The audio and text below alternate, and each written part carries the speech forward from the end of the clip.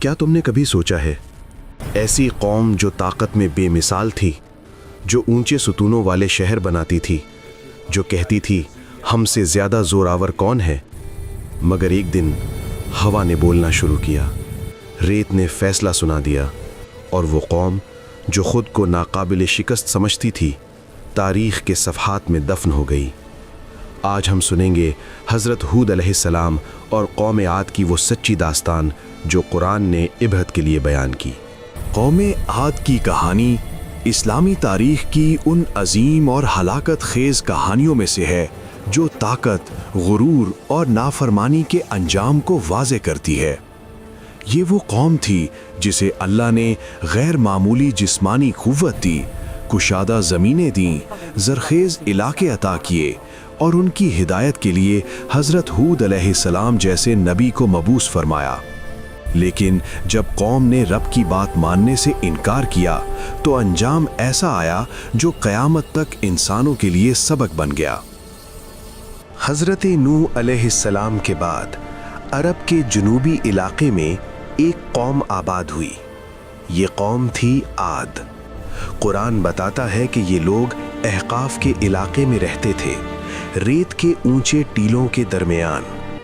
ان کے جسم طاقتور تھے، قد و قامت بلند تھا، اور وہ ستونوں والے عظیم شہر بناتے تھے جن کی مثال اس زمانے میں کہیں نہ تھی۔ وہ کہتے تھے کہ ہم سے زیادہ طاقتور کون ہے؟ یہ سوال ان کے غرور کی پہچان بن گیا۔ اللہ نے انہی میں سے ایک نبی بھیجا، نام تھا حضرت ہود علیہ السلام۔ انہوں نے کہا، اے میری قوم، اللہ کی عبادت کرو، اس کے سوا تمہارا کوئی معبود نہیں، کیا تم ڈرتے نہیں؟ حضرت ہود علیہ السلام کی دعوت سادہ تھی، واضح تھی اور مکمل توحید پر مبنی تھی، لیکن قوم عاد نے بات ماننے کے بجائے تمسخر کیا۔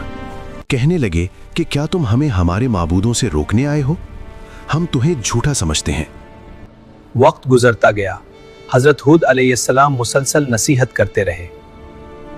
وہ انہیں یاد دلاتے، اللہ نے تمہیں طاقت دی، بارشیں دیں، اولاد دی اور زمین میں غلبہ عطا کیا، مگر قوم کا دل سخت ہو چکا تھا۔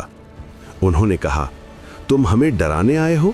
اگر تم سچے ہو تو وہ عذاب لے آؤ جس کی تم دھمکی دیتے ہو۔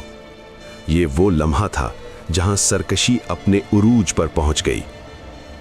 کچھ عرصے بعد آسمان پر بادل نمودار ہوئے۔ قوم عاد خوش ہو گئی۔